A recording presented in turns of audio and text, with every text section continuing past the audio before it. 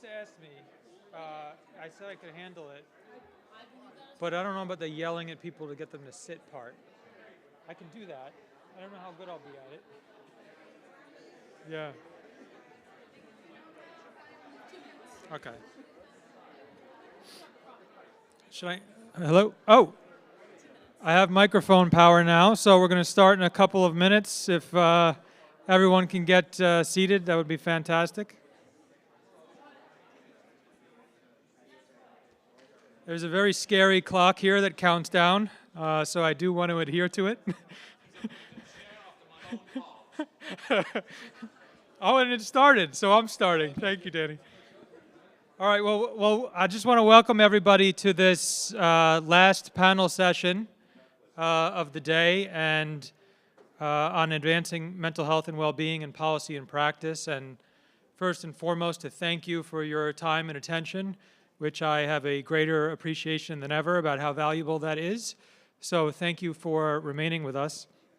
My name is Roy Small. I'm a policy specialist on health governance and financing with the United Nations Development Program. And I'll be your moderator, and UNDP is not a specialist health-focused organization like, say, the World Health Organization. But as the UN's development agency, with a presence in 170 countries, we recognize there is no development without health. And with a very broad mandate that covers a lot of different sectors in governance, in financing, in climate, in digital, we are very well positioned to drive health across the whole of society. And so in some, that means working with countries and communities to protect people from health risks, to remove barriers to care, and to promote prosperity, inclusion, and well-being. And so that's why I'm really glad to be here for this session, which asks a crucial question: how do we translate what we know, or what's emerging, into action and into action at scale? And we have an incredible group of panelists, both here and online, who are advancing mental health and well-being in very different ways, in very different contexts. And they're going to share insights on emerging challenges, how to translate academic findings and research into policy and practice, and also how to navigate these complex political, social, and cultural realities. So we're going to start in Brazil with Dr. Paulo Rossi Menezes. He's a professor of preventive medicine at the University of Sao Paulo and scientific director of Brazil's National Center for Research and Innovation in Mental Health. He's a leading figure in psychiatric epidemiology, and he's helped integrate mental health care into Brazil's primary health care system through both research and national policy leadership, so what the Surgeon General talked about yesterday. And then after, we're going to go over to Bangladesh, where Tawhida Shiropa, a former journalist who has written literally thousands of articles, 8,500 articles, unbelievable, on mental health and gender, is now the founder and CEO of Moner Bondhu, one of South Asia's largest mental health platforms. It reaches millions through therapy, workplace programs, and digital outreach, and it's helping break stigma in the process. Next, we're going to go over to Ukraine, where Dr. Valeriia Palii is the Vice President and National Psychological of the National Psychological Association and Academic Director of the Psychology Program at the Kyiv School of Economics, and she's guiding national efforts to sustain mental health and well-being amid war and recovery. And she's helped establish Ukraine's National Psychological Assistance Hotline, now reaching Ukrainians and others, I believe, across more than 20 countries. And she was recognized with a presidential citation from the American Psychological Association for her leadership. And then last, we'll go, but not least, we'll go to Dr. Victor Hugo, who's joining us online. Victor is a medical doctor and a senior technical advisor with the Mental Health and Psychosocial Support Collaborative, hosted by Save the Children. And he's also the founder of Mentally Aware Nigeria initiative, which is a leading youth-led mental health initiative in Nigeria and across Africa. And he's a driving force, he's been a driving force, and he continues to be a driving force in elevating the global conversation on youth leadership and meaningful participation. And so, with that, I want to start in Brazil, and I'm going to take a seat and join you guys, if that's okay.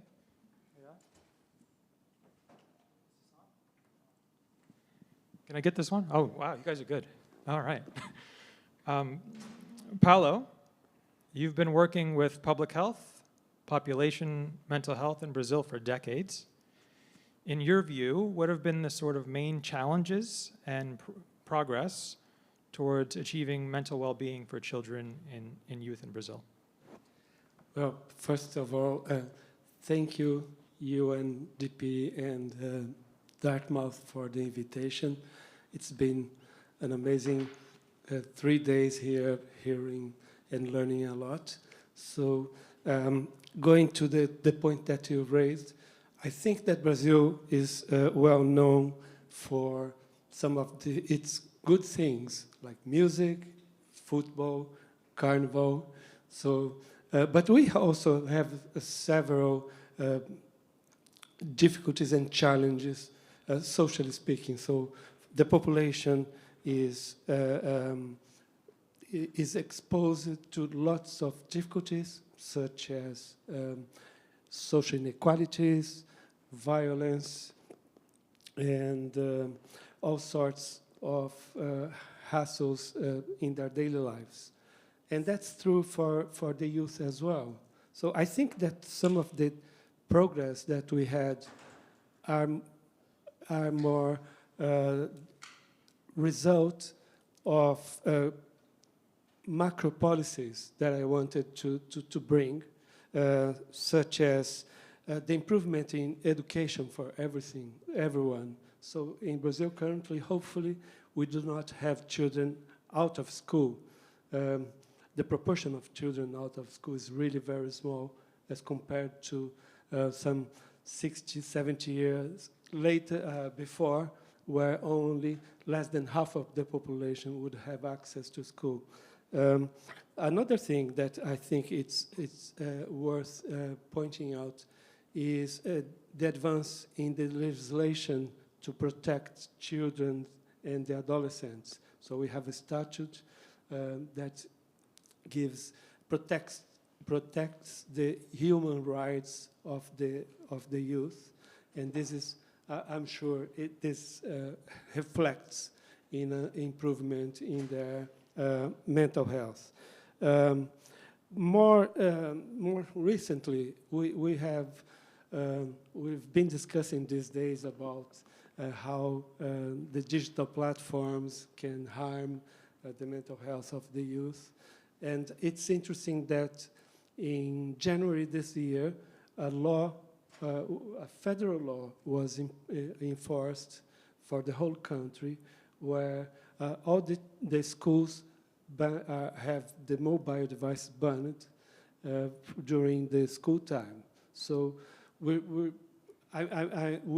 now have some preliminary data indicating that the result is what we've been seeing people saying here, such as more attention during classrooms, more interactions, and also less bullying between students. So I think these large public policies are some of the advances that we've been having, hopefully, in Brazil, apart from things related to the health, access to health care in Brazil. I think one particularity in Brazil is that we have a universal health care that covers all the people living there with a huge primary care network. And then I can expand on that later. Thank you. No, that's fantastic. And first of all, it sounds like Brazil offers one of these large-scale real-world experiences in some of this digital phone and phone policy that we've been looking for. So we'll be looking out for further findings from that. And I'm really glad you brought up laws and policies as well. And I'm not going to say a lot in between our thing, but I did want to make just one point about laws and policies real quick. You know, we've talked a lot here about, you know, shaping parental behaviors, shaping individual behaviors, changing norms, generating social support. And I just want to say these don't all have to be a precedent to changing a law or a policy. There are many examples where changing the law and the policy actually then shapes behaviors, which then shapes norms, right? So 2 quick examples of this would be smoke-free places. In a lot of places where these were implemented, they were not popular at the time they were implemented. Then after, they became very popular, including among smokers. Same thing with mental health laws.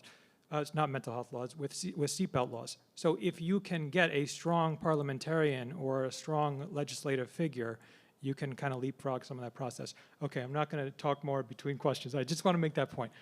I do want to pick up on Brazil's health system, UHC, primary health care, and you've been tremendous, Paulo, in supporting the integration of mental health into primary health care in the country. And so based on that experience, what kind of advice would you give to other countries that are looking to, strongly integrate not just a pilot program or a parallel service?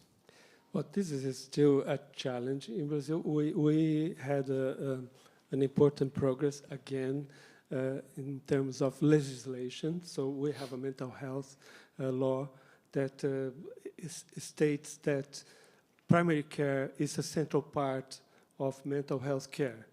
But in practice, it's much more difficult to have it working. And so this is what I've been working on in probably the last 15 or 20 years, how to really integrate mental health care into primary care. We have a huge network of primary care in Brazil covering 200 million people. But when we look at what's happening in their daily basis activities, mental health care is not there. And for many, many reasons. And I believe that one of the main reasons, particularly for the professionals, is that they don't have the tools to help them to deliver mental health care properly and efficiently. And I'll give you an example outside. All the primary care workers know what to do with people with diabetes or people with high blood pressure. They have protocols, they have instruments, and that doesn't happen for mental health care. So currently we're working, we've just recently received a large grant from the Ministry of Health to develop a digital platform for mental health in primary care, because that will give, I hope, all the tools and guidance for the primary care workers to properly address the mental health issues of the population they care for. Fantastic, fantastic. Thank you so much for those insights. And I should have said earlier, we're being very ambitious with this hour here, and we're hoping to carve out some time for a Q&A later as well. So thank you very much, Paulo.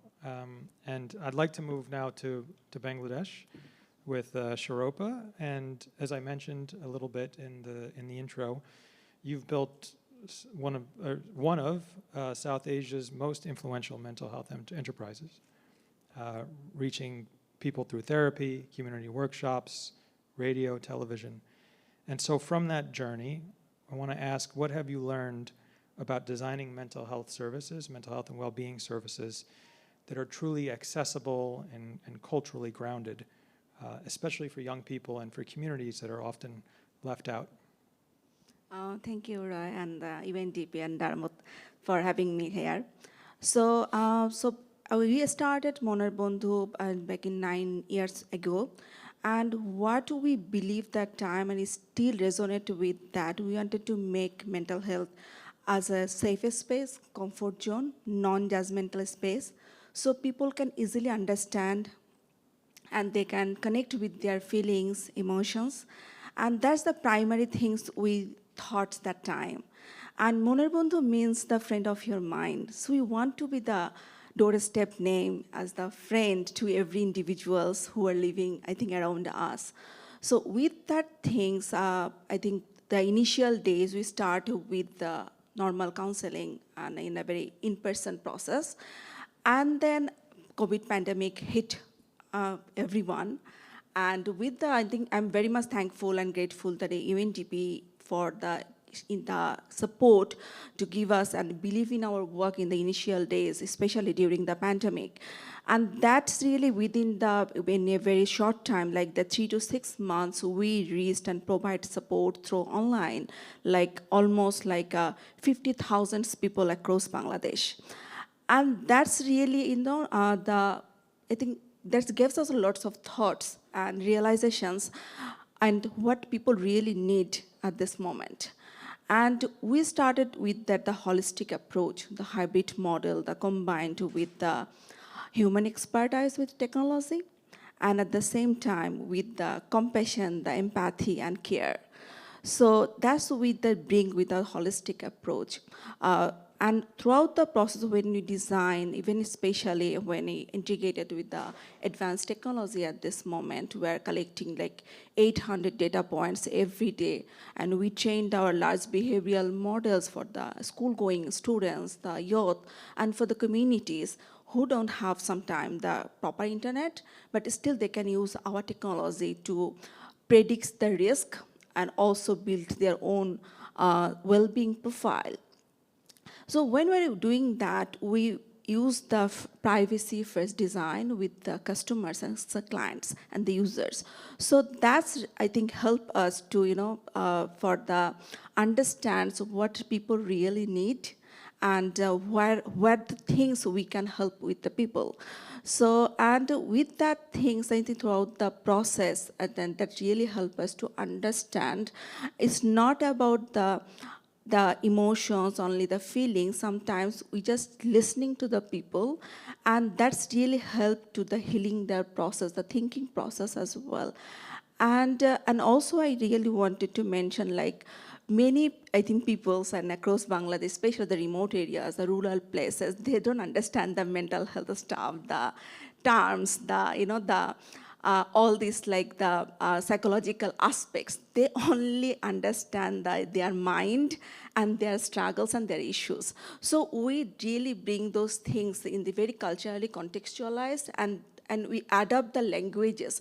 Even in our website, in our mobile app, so we bring the WHO well-being index in a very gamified way, so people can easily understand, they can measure their well-being every day, they can input the data into our system. So we wanted to make it very, I think, familiar with the system, and because in the culture like the Bangladesh and the South Asia, people are very much connect with their family, their belief systems. So with all the respect we're having their belief system, we integrated our system as well. That is the things we design when we provide this kind of support, almost like the 9 million people, and 40% of our customers, clients are the adolescents or the youth. So we have to make sure that data privacy, and also we also, I think, advocate also about the awareness, about the how can we break the stigma, as well as the data privacy concern issues for the online space very safe. Thank you. No, it's fantastic. So effectiveness depends heavily on acceptability and on trusts and on obviously tailoring that to the population. So I want to ask you another question, please. You have long emphasized that mental health care should be accessible and affordable to everyone, not a privilege. And I'm pausing there because I want to clap for that. I'm jealous of the other claps. That deserves a clap. I think we all believe that dearly. So what advice would you give to policymakers and partners that are aiming to scale? We've heard a lot of successful projects, pilots, that are aiming to scale a successful community-based or digital health initiative nationally or even beyond. What kind of challenges and external risks to look out for? Thanks, Roy. So first of all, I think that I always wanted to bring these things like mental health is not a luxury, and the policymakers or the who are in the process, and they have to understand and they have to believe that it's a priority. So I think majority of the times that sometimes they miss out, like it's not a priority. It's like they're thinking about the others major things. I have full respect on that, but it still is a priority. They have to think like a priority. So when they think like a priority, they will work for the building trust among the people. And because sometimes people are look for them and what are they doing.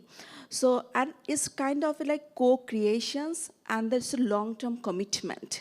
It's not like a one-time project we will do and it will finish, and I think that maybe it's not their priority at this moment, even in the budgeting system or financing.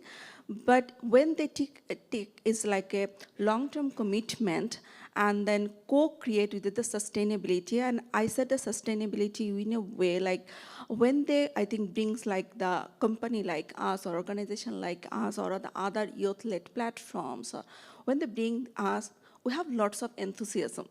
So even though there is no budget, even though there is no financing, still we wanted to make it very sustainable. In our way, we wanted to make, bring some of the solution and intervention, how can we make it sustainable? So I think that's the way when we can create a space with the policymakers, and policymakers have to think like that way, because it's a vice versa win-win situation. If they put there like the investment, they are co-creating, I think, thoughts and the integrations, and that really helped, the people, and especially in terms of their nations, I think, human capital, right? So that's a long-term investment. If this can see it as a long-term investment for their, I think, future generations, I think that would be the process where we can make these things in a very good way to afford all our collectivity. And at the same time, it's a stakeholder approach and multi-stakeholder approach. So they can think that way. That's it's not kind of advice, we can do that.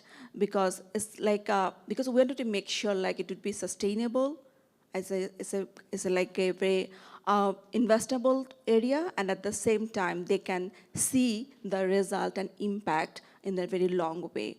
So that's my opinion in that way. Yeah, fantastic. I think showing that value, multidimensional value, and over time, and then I think as a colleague on a panel earlier said, the importance of showing that short-term benefit as well, given what we know about political cycles and how short they are and how they turn over is crucial too. So long-term plan as well as a short-term demonstration, and I think you've done that, so thank you. I'd like to turn now to Valeriia.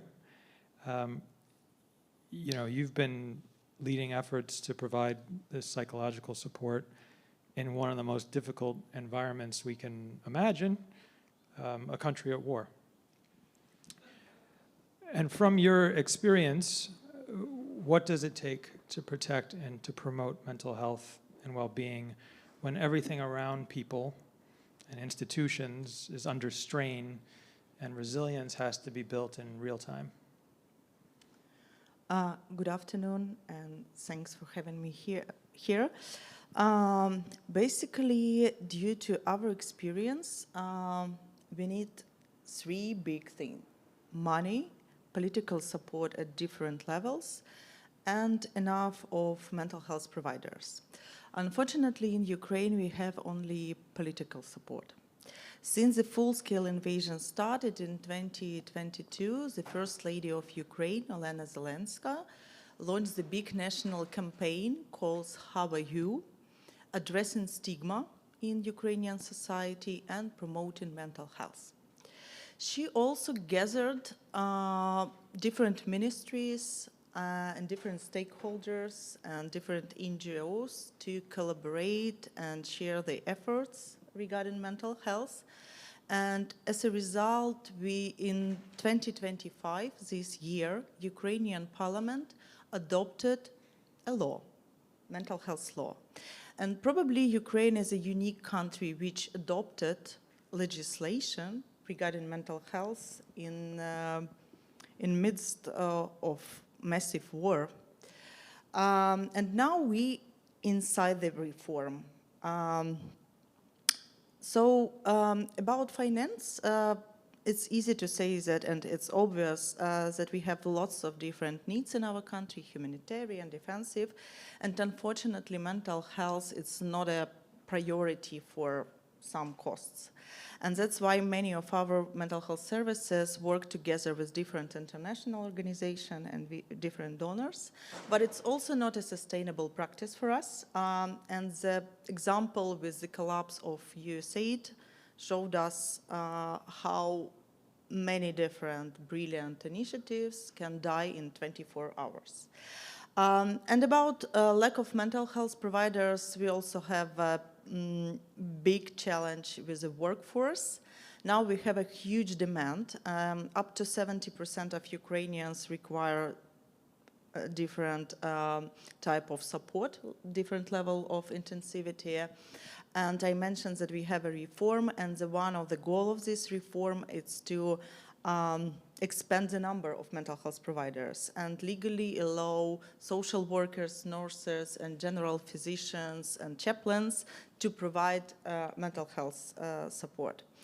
And we also use the technology to solve this problem. Of course, that's a big deal because we need to redesign curriculums for these professionals and include mental health component in their education. And we need to retrain lots of psychologists nowadays and adapt them to this reality as well. So given this, our path, Ukrainian path, it's not just putting out the fires. We also tried to build the new system from scratch, and that's very important. But I also, answering your question, I also want to provide few very concrete examples how we do it. In terms of the title of this symposium, so last year Ukraine launched at Ukrainian schools a special course it calls Lessons of Happiness, based on CBT. It's specially developed, so it's about social emotional skills, problem recognition, self-help. And now it's just a pilot project, but we use it together with professional community. And that's a good example how it can be implemented. Together with professionals, we also developed a trauma-informed approach and communication, and we included it on different levels in schools, universities, social services, and so on. And very briefly, I want to pay attention to Ukrainian students. That's a big challenge for them. Many universities redesigned psychological services for our students, make it more accessible, and many faculty at Ukrainian universities tried working on make some changes in their courses, because the big consequences of ongoing stress, it's a cognitive decline. It's really difficult to work and to study when you're exposed to this stress all the time.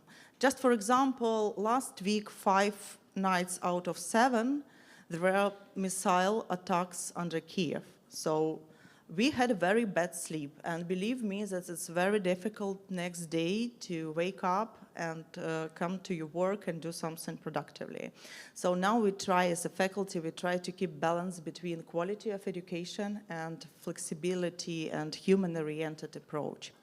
And very briefly, just few words that we retrain psychologists who work with children and educate them, train them to work with very specific war-related trauma, and all child psychologists must know how to provide such support. And we also do a great job to train psychologists, teachers, social workers how to provide psychological first aid. And that's important because timely provided first psychological aid prevents severe disorders in the future. So that's very, very briefly about situation with legislation. And, you know, it's really very difficult to divide crisis response and resilience building in such conditions.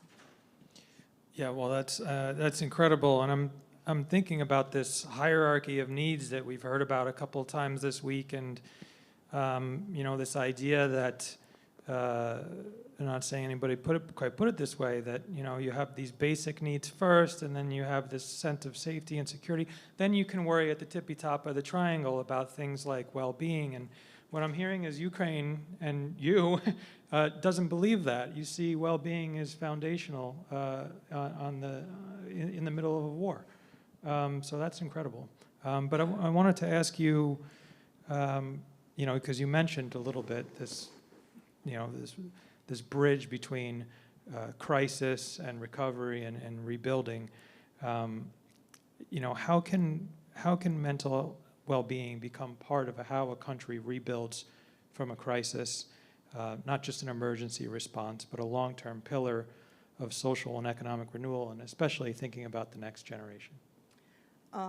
That's a difficult question, just for a few minutes. But that's important to know that now Ukraine recognizes that well-being equals national resilience. And as a psychologist and the economist, we know that well-being affects ability to work. As a Ukrainian psychologist, I can say that well-being affects capacity to protect yourself and remain critical of propaganda and misinformation as well. And that's a matter of national security. But what about future? When we are talking about future, we usually talking about our children and next generation. In the current situation, 2 generations of Ukrainians are growing up in wartime. What does it mean? It means that every day they are exposed to different traumatic events. Shelling, missiles. Some of our children are living apart from their relatives because they serve in army. Many Ukrainian children are internally displaced people, and they have lots of challenges to adapt a new school and to a new environment. We have lots of children who still live under occupation, and that's a problem. And we have a national program about this. And according to official data, 10,000 of Ukrainian children forcibly moved to Russia. And maybe you know about the decision of International Crime Court about this. So huge of different traumatic events are around us. I have a daughter, 2 years old. She gave me her toy. It's a small panda. She uses it every evening, and usually she says to this panda, "No fear, everything will be fine, everything will be fine." She is just learning to speak,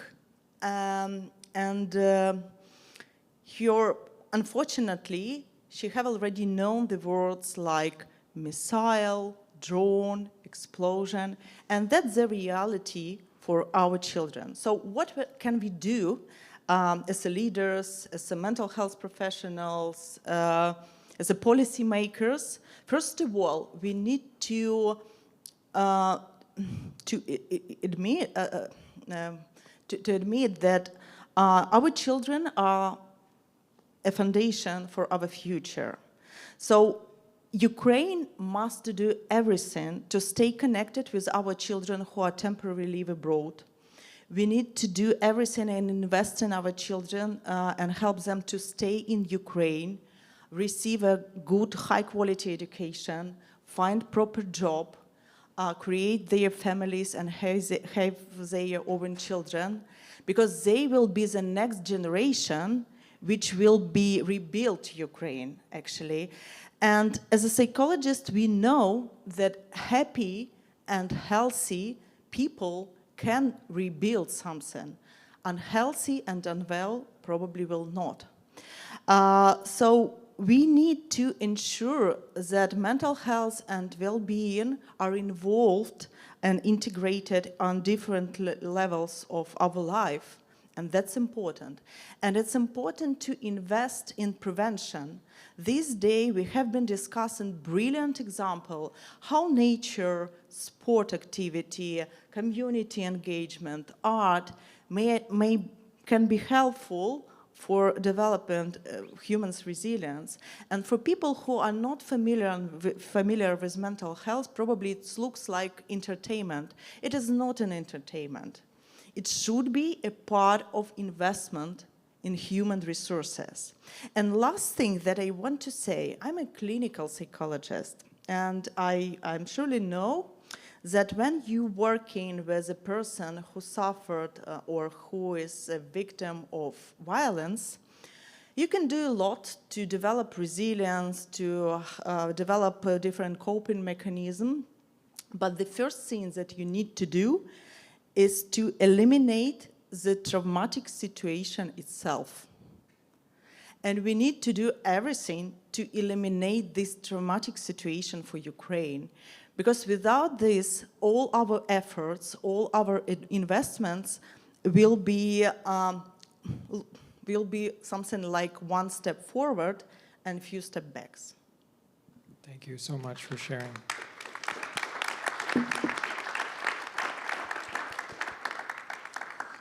Victor, I want to turn to you and thank you so much for joining us. I'm not sure if you're in Denmark or Nigeria, but either way, it's late. I'm in Denmark today. Okay. Either way, it's late, and we're really, really happy you could be with us, so thank you. You founded Mentally Aware Nigeria Initiative, as I mentioned, and as you know, now one of Africa's largest youth-led health movements. And you now work globally with the Mental Health and Psychosocial Support Collaborative. So from that journey, I want to ask you, what does real youth leadership for mental health well-being look like in practice? And what difference does it make when young people genuinely lead? Thanks, Roy. I just want to start with saying, what a privilege to be on the same panel with Paulo and Valeriia and Tawhida. And thank you for having me. This question, it's a very, very incredibly personal for me because it goes back to my time in medical school when I was diagnosed with major depressive disorder.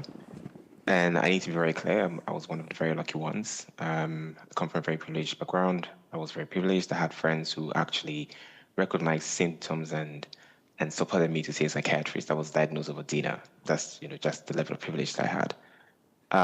When I finished medical school, I got into clinical practice and I moved.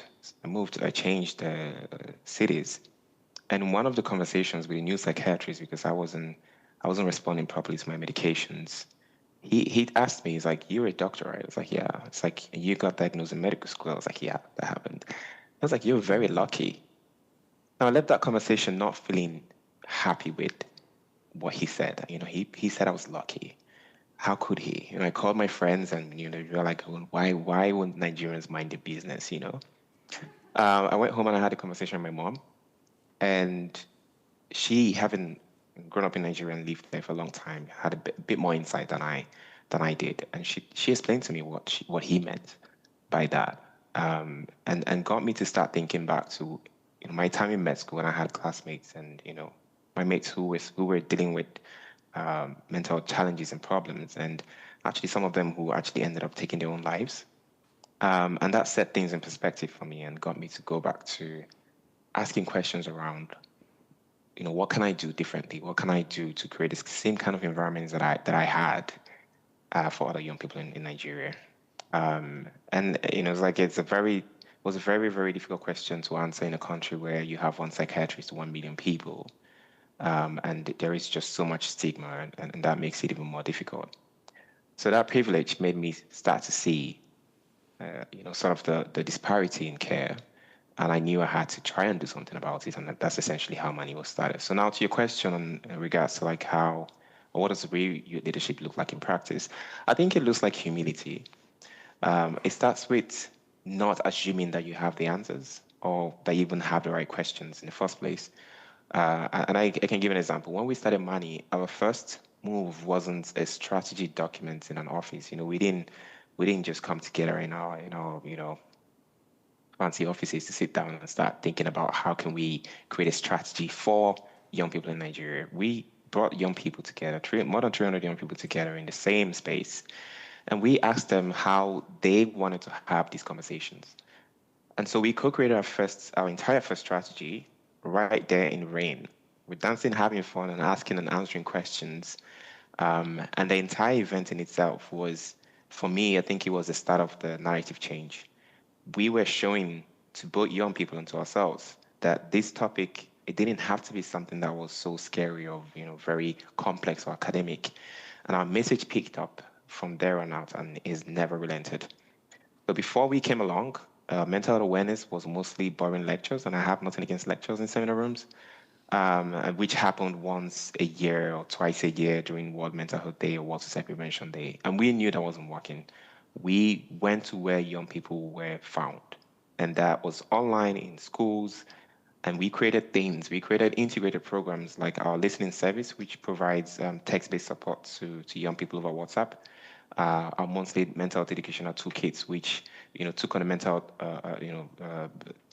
disorder every month and went very much in depth into it and had content that was in the different languages that that young people spoke in Nigeria. We had physical events that we called conversation cafes that brought young people together in very relaxing environments in the park, at the beach, in very nice restaurants, and just sit down and first of all connect with each other and have open conversations and real conversations about their mental health. We had programs in high schools and elementary schools that were led by university students that we trained and provided resources and materials to. And that's essentially the difference that it makes when you have young people lead. You will get solutions that are grounded in lived reality. You will find that you approach the problems very differently. And one of my favorite examples is our online spotters program. In one of our conversation cafes, we somehow got on the topic of how social media has become the new suicide note.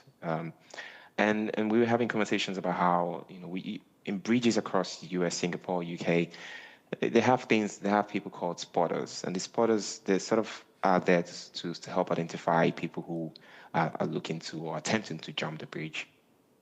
So we thought, if social media is a new suicide note, why don't we have spotters online where people are constantly posting and sharing their distress and pain? And so we went ahead and trained our volunteers to spot warning signs online and connect people to help. But the real magic is that within 1 year, it wasn't just our team, it wasn't just our volunteers. The behavior became quite organic. We saw strangers on the internet doing the same thing and looking out for each other. And that's the difference, really, isn't it? That youth leadership is not just about age, it's about thinking differently because you're in the community that you are serving, and you build something that people don't just use, you build something that they actually own. So what does real youth leadership look like? I think it looks like sharing power over decisions and budgets. It looks like sharing power over your strategy and building that together in the places that young people claim as their own. And it looks like moving beyond awareness, and awareness is very important, but also going directly to making sure that young people have the support when that they want to receive when they need it. And what difference does it make? I think that's pretty much clear to all of us in this room today, is that it turns mental health from something that is done to young people into something that is done with them, which is why it spreads and it lasts. Well, thank you so much, Victor, for sharing your personal story as well and how it intersects, overlaps completely with your professional journey, and that's very inspiring. And I'm glad you landed on power, because I have a very easy question for you next about decolonizing global health. You've been a very strong voice for this, decolonizing global mental health and shifting more power and resources, including how funding decisions get made, to local actors. And so I want to ask you, what needs to change in how international agencies, donors, governments, maybe academia as well, operate to make that vision real, to ensure mental well-being is both equitable and locally owned? I mean, that question gets, like you said, to the very absolute core of the problem. And I think, I'm just going to cite something that Tawhida said and mentioned in terms of the language that we use is not something that is generally accepted in every context. And for a long time, global mental health has just meant exporting Western ideas. I think it starts with the very tools that we use, like the Diagnostic Statistical Manual, the DSM, which even now, in its current attempt to include culture with what's now called the cultural concepts of distress, it's very much deeply flawed. The cultural sections are treated like an appendix, like an afterthought, and they're not necessarily fundamentally integrated. So the whole framework is still Western-centric, and that's my opinion. It's not just my opinion anyway. But it sends mixed signals. It adds a culture interview, but at the same time, it promotes a very much decontextualized symptom-based diagnosis. And I always say that before we even start to sort of dive into this conversation, we need to go back to look at the foundation. And for most, for most of the problems that we tackle, it comes down to language, doesn't it? So if you have language that pathologizes normal human experience, for example, like grief, when you apply a rigid medical model to it, you push people away from it. It's not science, it's colonial and it's topped on. And this one-size-fits-all model that we have, it doesn't respect local context. So we need a system that decenters, the current way that we're doing things, and we need to be thinking about operating differently. Now, to move power and ownership, the first thing that we need to look at is money, because essentially that's what gets things moving. The current funding model, as we know it, is broken. Donors they force local organizations into very tiny short-term project grants, and we know that takes a lot of time from people. They focus on writing reports to please donors instead of actually serving the communities that they should be serving. Now, the solution is simple, and there's so many people that have piloted this. I've seen articles in Harvard Business Review, in Stanford Social Innovation Review, about organizations who have actually piloted long-term core flexible funding, who show that they actually trust local leaders. And it's not just theory, and they have shown that it works. We know that this works. And the second thing is international agencies and governments, it's like international governments. We need to start to practice humility. We need a real mindset reset. And for decades now, the model has been about capacity building, which is in itself, again, is a colonial idea that actually assumes that local people are lacking something. But the real expertise, as we know it, is within the communities themselves. And agencies need to stop seeing themselves as the experts and learn to take the backseat. The job is really to ask, how can we support your vision, and not just to show up with their solutions. And the third thing is, and I think this is probably the most critical part, and part I'm actually really working towards in my current work, is that we have to flip the current knowledge ecosystem. We have created this very false narrative that global knowledge is standardized and evidence-based and universal, while local knowledge is just cultural or spiritual. And let's be clear, global knowledge is almost always Western knowledge. It's shaped by its own specific cultural context. And local practices are often deeply evidence-based in themselves, and community wisdom is something that we far too often underestimate. So flipping the knowledge ecosystem means that we need to start from locally defined problems, not Western assumptions. It means we co-create the knowledge with communities and not about them.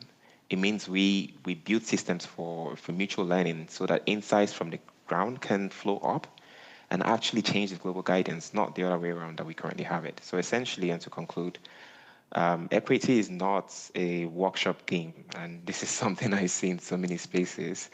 It is practically, it's a budget line, it's a signature on the grant, it's a chair at the table, maybe even just taking the entire table away, and it's a community that owns its own questions and answers and data and decisions. Well, thank you so much, Victor. And to change the system, you have to challenge the system, shock the system, also work within the system, and you guys have been inspiring, all of you, in doing that. So I just want to give a round of applause for all of you in different ways, in different contexts. We have about 9 minutes for Q&A because I meant to give an outlook at the end about what an integrated approach to well-being can look like and say a few things then. I've also planted someone in the audience, though, for the first question. I don't know if Pauline, there you are. Oh, what a coincidence. Pauline from UNDP, what a shock. Pauline, please share your... Yeah. Yeah, thank you. Thank you, Roy. So I'm Pauline. I work at UNDP as well. I'm the youth empowerment specialist. I'm here with my colleague Kiri. And so we oversee the work on and with young people at UNDP. So it's a very broad agenda, but first let me say thank you to Dartmouth for co-hosting this amazing workshop, and to all the panelists and participants. It's been really fantastic to be here to listen to all the insights. And for us, and I'm sure Kiri will share that with me, we take that back home, back to the office. And it's been really great to hear all the findings of the research and all the good practices, and we hope to take that back into our programming offer, because this is what we do. Then when it comes to acting, we as a youth team, we support projects, programs, initiatives that can empower young people across the world. So it's been really great. If you allow me, I've taken a lot of notes, but I will try to just pick up on a few lessons learned, not only from this panel, but more broadly from the symposium. Starting with perhaps the first one is, I've noted, and that's something that really UNDP aligns with the multi-stakeholder approach and the importance of having a multidisciplinary, multi-stakeholder approach when addressing mental health issue for young people. So I think this panel is actually a wonderful example of having voices of policymakers, researchers, practitioners. We've heard before in other panel sessions voices from the private sector. And last but not least, of course, young people. And that's really something, that's really an approach that UNDP, and again, as more specifically the youth team, we try to promote. We've heard a lot this word co-creation, which we like a lot.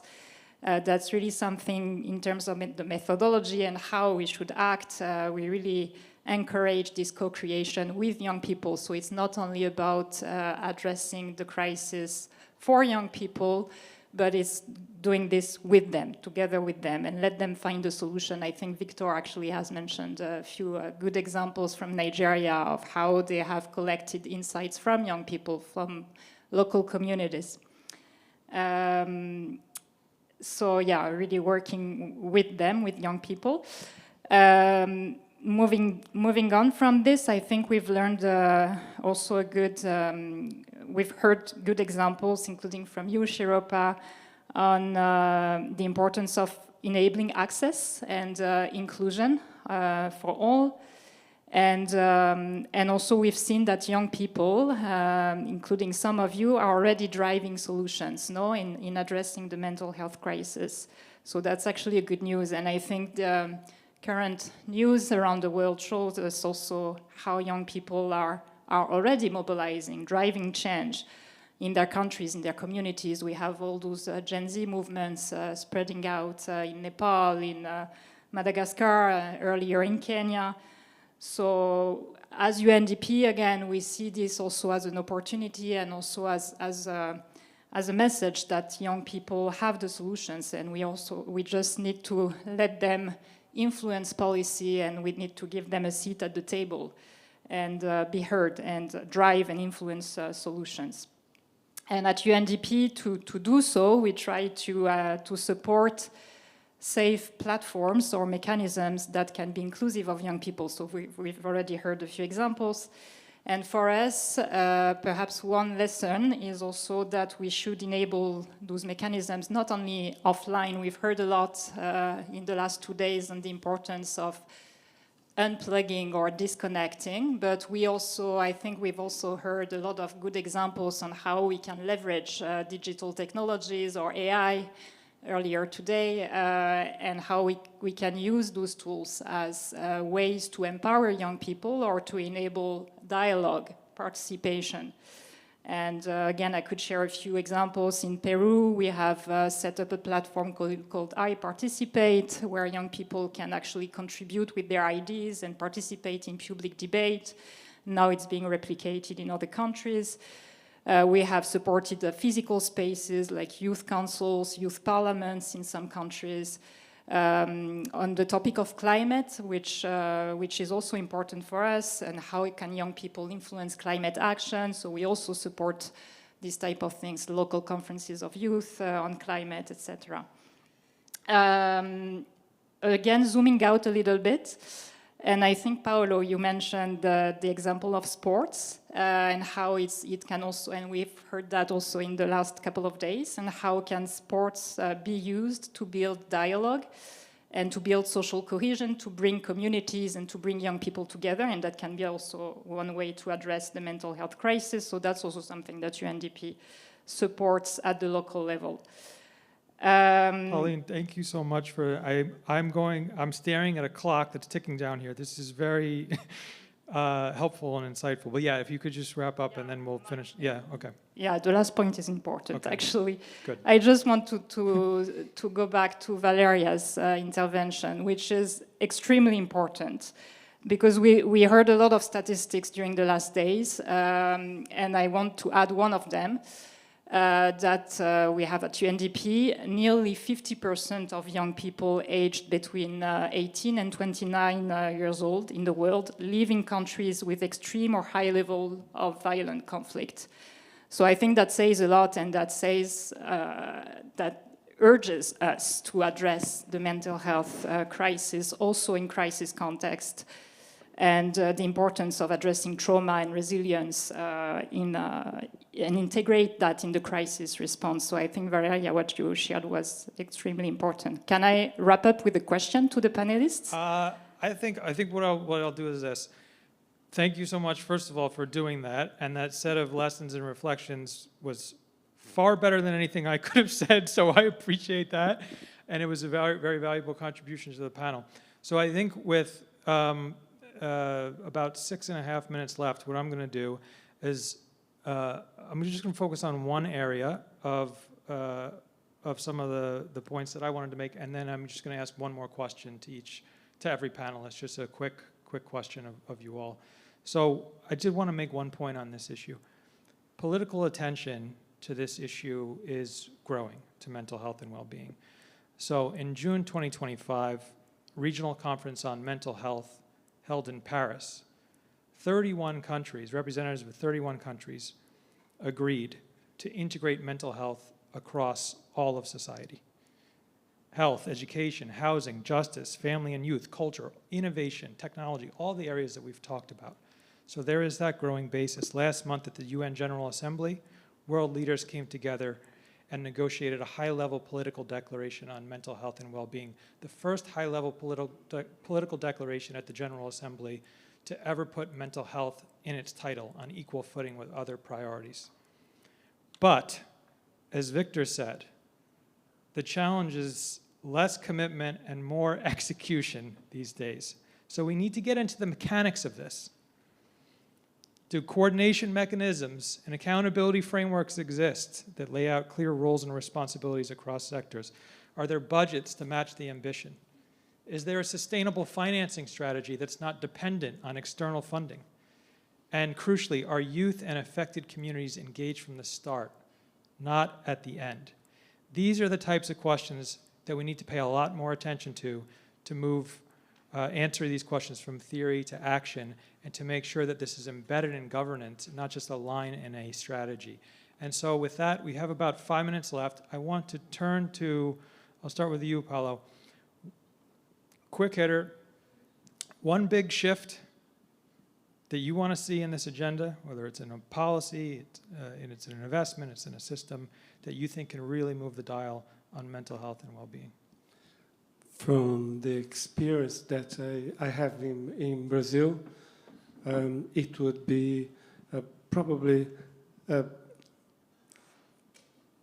actual prioritizing mental health and having the budget for that. So, for example, in the budget of the Brazilian Ministry of Health, which is the second largest in Brazil, mental health receives only 2%. So I think that's a key point to make things change. Yeah, and that number is unfortunately pretty consistent across development assistance, 2%, and then national budgets as well. So that really does need to change. Shiropa? To me, it's like the one major shift I had to say, like the mindset, along with the financing. Because sometimes we have money, but when we have the critical mind, it's very difficult to implement those things. So we need budget, we need finance. At the same time, we need to shift our mindset and open to our mind. So that would be the helpful for the youth and for the whole ecosystem change. Fantastic. Valeriia, can I ask you the same question, please? In my opinion and in our experience, it could be sustainability / accessibility, especially for long-term support. So now in Ukraine we have lots of different crises, hotlines, crisis, crisis response groups and other tools and interventions, but we have lack of long-term support, and many people have unfortunately, they don't have an opportunity to pay for it. So sustainability / accessibility. Thank you. Victor, over to you, please. Yes, no, I feel like, budget is always going to be on top of the issue, but I think for me, the one thing I would look to change is to mandate integration. I think right now we are the ones who created silos that we operate in different sectors. But in the real world, mental health is never just mental health. It's deeply tied to education, justice, housing, income, climate stress, and a lot of other things. And our funding, our governance, and our ways of working are actually things that fracture this reality. So the one big shift I would make is to re-engineer our systems to require that mental well-being is built into every single priority, from education to social protection to climate action, instead of just being treated as something that is separate. That's great, and I'm reminded that these very ideas of sectors, they're artificial lines that we have created ourselves. The real society doesn't operate in sectors. People don't live in sectors. And so I appreciate that a crucial direction. And as since we have just 1 minute left, I do want to just say one thing. Since I mentioned, ODA, Overseas Development Assistance for health and for development generally, that's declining. What we're seeing in the UN, though, is a much greater push and thirst now for countries to be working together, to be sharing solutions, to be sharing innovations. We're seeing a much more dynamic and networked way of doing development and countries working together in that coordination. And I think we've seen it here at Dartmouth this week. And so thank you for convening us in the spirit of that collaboration. But I think mental health and well-being should be at the center of that, in line with the collective action amongst nations that we have discussed. So Danny, you're gonna be proud of me. I got 25 seconds to spare. Good job. Thank you so much. Don't leave. You got me and him for 15 minutes. That was so good. Thank you so much. Sure. And thank you, my friend from wherever he was. Was he in Denmark or? He's in Denmark. In Denmark. Thank you, my friend. Okay. Justin, you coming? I thought what we would do. Someone made a great suggestion to me. I would like to hear what the people left have to say. If you could come to the front, I want to hear what you have to say. I think it would be really interesting, right? We're trying to sum it up, but you've been here all the time. It would be, is that all right? It would be great if people have some input to say, because what we're trying to do here, is this all right? You want me to take that one? Okay. What we wanted to do here, and Justin was good at the very beginning, and Justin can speak up, but so what? So what? What have we learned from this? So the idea, and I want to take people's inputs from it, the idea perhaps over the next month is we're actually going to try and collect together people's thoughts and come out with a set of Dartmouth UN principles. It's in a sense, it's not something that we disagree with. It's something we can all agree to, and we want to hear what people would agree to. And I think we can use 15 minutes just if people have something to say. We would love to hear it. I mean, so the principles are there for people to look at. Add to them. I've got a number of people who've written to us already. I think the kind of stuff that we've been hearing, I mean, I like Bob's stuff about mentoring and drawing connections. That seems pretty important. A couple of things I've seen here, which actually I thought was really interesting, sort of think holistically. And what we've had here, think of who we've actually had. We've had people from all around the world. We've had child psychiatrists, we've had historians, we've had philosophers, we've had all kinds of folks, political scientists, economists. So this seems like a great way that we've come together. We've got all these people, we've got people from all around the world. And what I haven't really heard, which is kind of interesting, I haven't heard a lot of dissent. Dissent from, we have a problem, folks, we need to fix it, and we're all in this together. So that's really all I had to say. But if people, I mean, I would just like to hear, if I missed something, is the things that you wanted to say that we haven't heard, because you're the diehards. You're called the diehards. You're the ones, these guys have been here all the time. It's been great. I mean, I will finish on that and just say, come to us. This is a conversation, and we're going to keep, communicating with people and try, let's say within a month, we're going to talk to the Surgeons General and everybody and see if we can put this out. But this is an agenda for change. And the nicest thing the gentleman said to me as he left, he said, this has been great. Let's call it the first annual. So I'm going to call it the first annual, Justin. And then, if you've got something to say it now, or write to me. It's very hard. My email address is really hard. blanchflower@dartmouth.edu or Pratchett. But if people have something to say now, here's your moment. Can I get them to give you a mic? Just quickly, because we've only got like 15 minutes. But I would love to hear what you have to say. Yeah, there's one down here. Just here, please. Sorry, if you want this one. They're coming. It's just like, there's a slow build-up. It's like your microwave. Go. You can have this one. Maybe it's going to start now. It's going to start now. Go. So you mentioned all of the different departments that you've heard from, and you haven't heard, well, I have not seen youth. I haven't seen teachers. I haven't seen that's folks unfair. on the ground. That's unfair. Oh, no. They've been full of teachers and young people. We've absolutely filled the hall with them. We haven't heard, so I may or may not, this is not just, what we haven't heard from, and it's really hard to, these people just showed how hard it is. If it wasn't hard, then it would be happening all the time, from youth. Yeah, and so it'd be I really made a conscious decision. Yeah, and so I hope that everything gets ground truthed. 100%. With youth and with teachers. Yeah. And a teacher friend of mine from middle school, I said, this is what I did, and this is what the findings are, and it was completely ground truthed by this 7th grade middle school teacher. Absolutely. Absolutely. I mean, so I didn't mean it that way. I made a conscious decision that we wouldn't have individual testimony, not because it's not important, but just we don't, that's the decision that I made. But this has to be grounded in what kids think and what teachers think, and we want to hear from them. I mean, that's exactly what we want to do. Yeah. Danny, is this going to be, this has been recorded, is this going to be Absolutely. available to Yes. people afterward, please? Yes, this has been live streamed, and let's just say thank you so much to all the camera guys who've been absolutely fantastic. So, absolutely, please, live streamed, it'll be available, teachers use it, send it to your friends. But I want to hear, I mean, I'd like, the fact that I haven't heard from them, talk to me, send them to me. This is the way to talk to us. Doug. By the way, like my wife and daughter work in a local high school, and people have been watching and are just totally pumped. And we reached out. We went to Hanover High. We've had the people from Hanover High here. We have classes here. We went to Thetford Academy. We went to all kinds of places and brought them here. So we were trying. But go, Doug.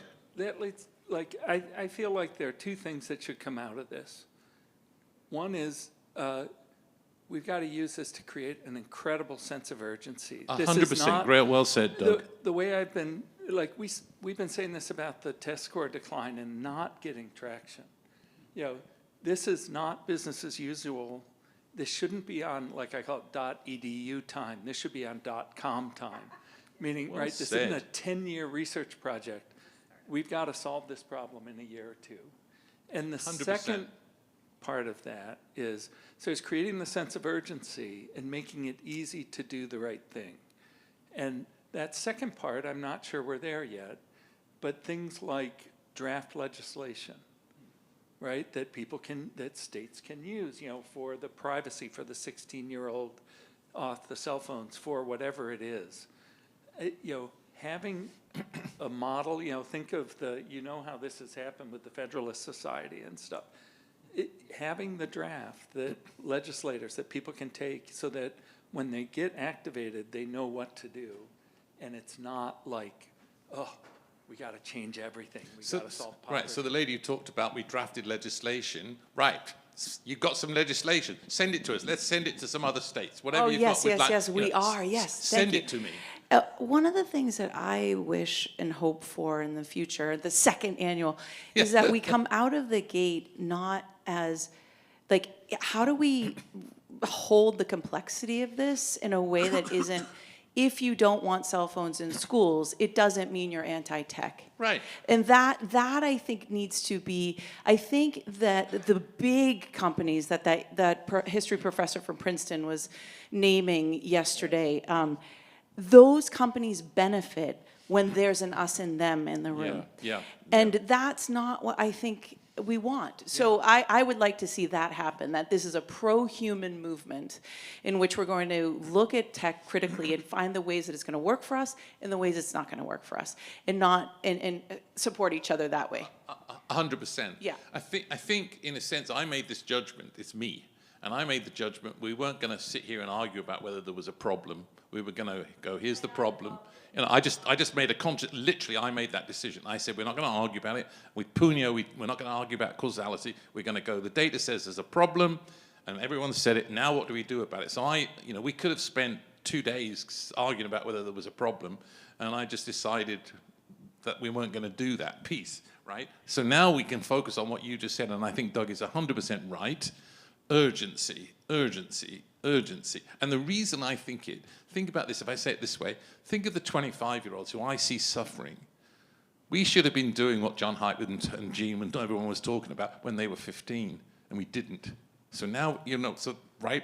So we're on the 100% the same page. Please write to me. I say, Blanchard@dartmouth.edu. You drafted legislation. You've got things to say. Send it to us. Sorry, please.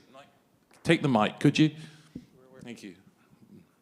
Justin, if you want to chip in, mate, we're doing good, though. Give Justin the mic. Do you want to I just wanted to say, I'm a Dartmouth student here. I'm a medical student. My name is Dina. Hi, Dina. This has been amazing and absolutely wonderful. We've also been kind of involved a little bit with some of the events, which is really great. We wanted you. Do you know why we did it this week? We knew you'd all be here, and we went to the people and we said, we want them here. The president said, we'll do it now because it's kind of, So this was consciously so that you could come. Yeah, but I think also speaking to that, I feel like I've had a lot of classmates, a lot of other people in the medical school, a lot of people from the greater Dartmouth community, like what we were saying, this is very much youth focused. A lot of the things I've heard about are how could we have prevented maybe some of these mental health issues coming from earlier on, but we're now still we are in where our we youth, are right now, and we're still having these issues. And now issues. let's get so busy. How right? do we get it? Yeah, 100%. How do we change it right here as and people, now? us, for yes, example. keep going. I'm sorry, you're 100% right. Okay. I'm agreeing with everything you say. I love it. Keep going. Sorry. Yeah, but as in how us right now and what we're doing, we can kind of go back and change those things. I think part of that as well is I think a lot of people from the Dartmouth community, the students themselves, couldn't make it here today. And today, this is the only event I could make it to. And yesterday, I had to miss an important class to go to the morning Surgeons Can we General, set something up so we can? I would love us to be able to set something up. Yes. So Blanchard@dartmouth.edu. I would love to hear from you. I would love us to try and have other sets of sessions and so on. That was the plan, that we would do that. And the more of it, the better. So 100%. And we are aware that well-being of medical students is an issue that we are seriously thinking about. So it's not only of interest intellectually and to the fact that you need it to kind of graduate, it's about you too. So I'm very aware of that. So let's do this. I'm sorry, please, sir. No, I just really want to underscore the point that's been mentioned, which is, this is a youth-focused event, and you're right that, I've seen a bunch of undergraduate faces here from Bates, from Dartmouth, medical students. My undergrad students sitting right behind you. But there hasn't really, like, we haven't heard their voices. And, you know, it's well and good to say that, you know, you value the voices, but I want to hear it. Let's think, do it. I mean, let's do it. The president's told me, go do it. So we We want to got do 10 it. minutes? Here we I mean- are. Here we are. Let's do it. I'm the face. I'm the voice. The president. but I'm not the voice No, but for I am. all of them. Talk, you tell know, us. like- Talk to me. We'll organise it. I'm for it. Yeah, okay. I'm absolutely. Alan, please go there. I want to say this has been such an amazing experience, and I've learned so much. But And one we used point, his and Jonathan Heights used his map. He drew the red map. It was Alan's. So go on. Thank you. I just wanted to say I think it's been really great, and we've spent such a good amount of time talking about those solutions. But one of my thoughts is that the solution has been very focused on folks who are under 18, very focused on right. Young people, like maybe even like 16 or below, high school, elementary. But a lot of the data that we're looking at and the work that we do together too, it's like it starts at 18. Yeah. Right. So I guess there's a little bit of that analysis there maybe. And then, so on one hand, thinking about solutions for the 18 to 25 age group, and also on the other hand, putting more of the data analysis focus on covering folks below 18 as well. Well, there's two pieces. I mean, Doug can chip in, but there's two parts of this. The first, we heard a lot from pediatricians and others working on 14 and 15-year-olds. But I'm a labor economist, so when you get to 18, you come to me, and obviously I'm seeing a 24, 25-year-old who is struggling, and the solutions which maybe we're seeing now didn't apply to them when they were 15, and now we have to do something about it. And the work that Alex talked about and so on is that we see, people move from medical school to work, they move from Dartmouth to work, and what we're seeing is a severe deterioration in the well-being of young workers. So we're absolutely on that. That we are. Very, very good point. And I think one of the problems is that there are fewer internationally comparative data sets of children. PISA is one of them. Anything we come across, we'll crunch it. Probably with your help by the sounds of it. Right. But there are fewer internationally comparative data sets that have well-being from children.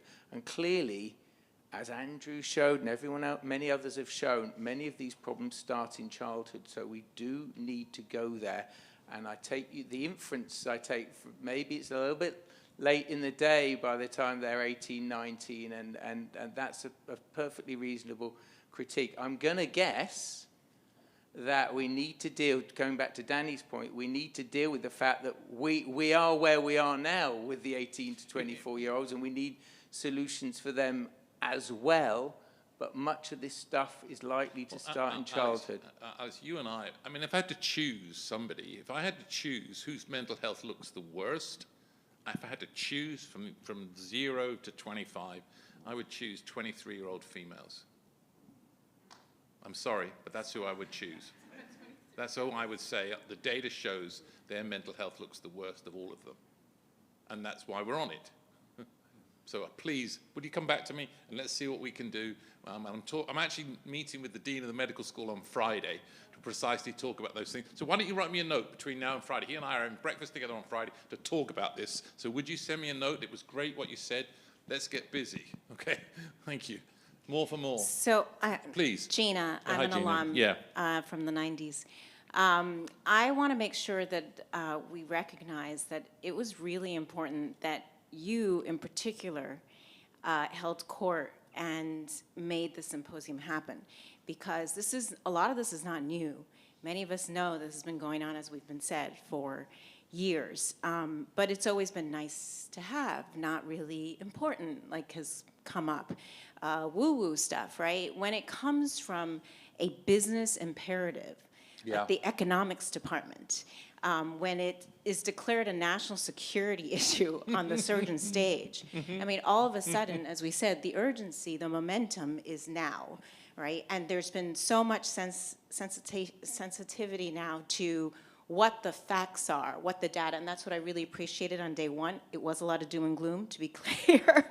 But day two has really been about some comforting solutions, that it's not rocket scientists, right? Pedro said, you know, it's coordination. We know how to do that. That's easy, right? So anyhow, I just really wanted to appreciate and recognize Blanche Flower, your colleagues, and that this is coming from an economic place.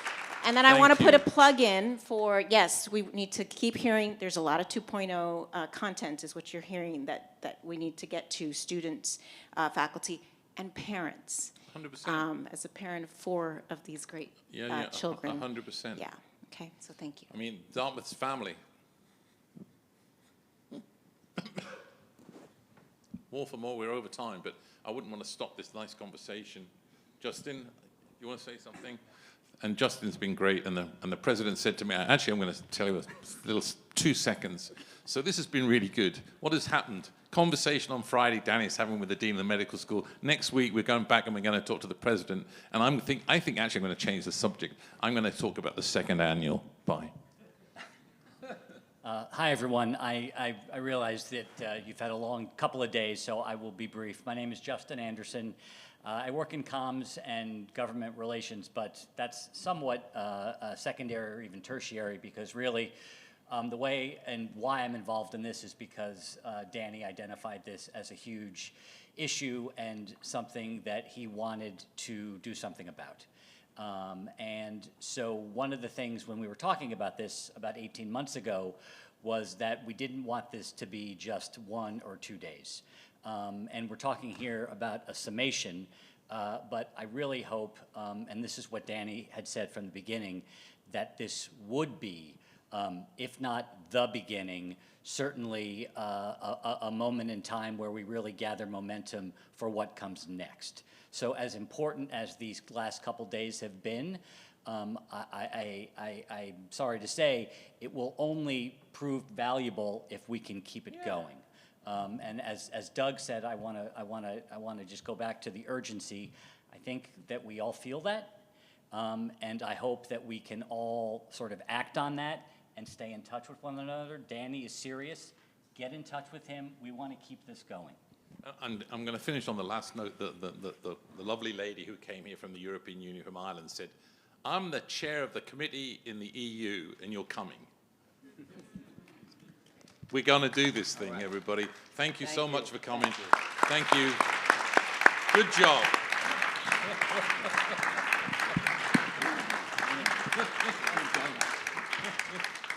So I came in this morning. I drove home last night, and I sent him a note.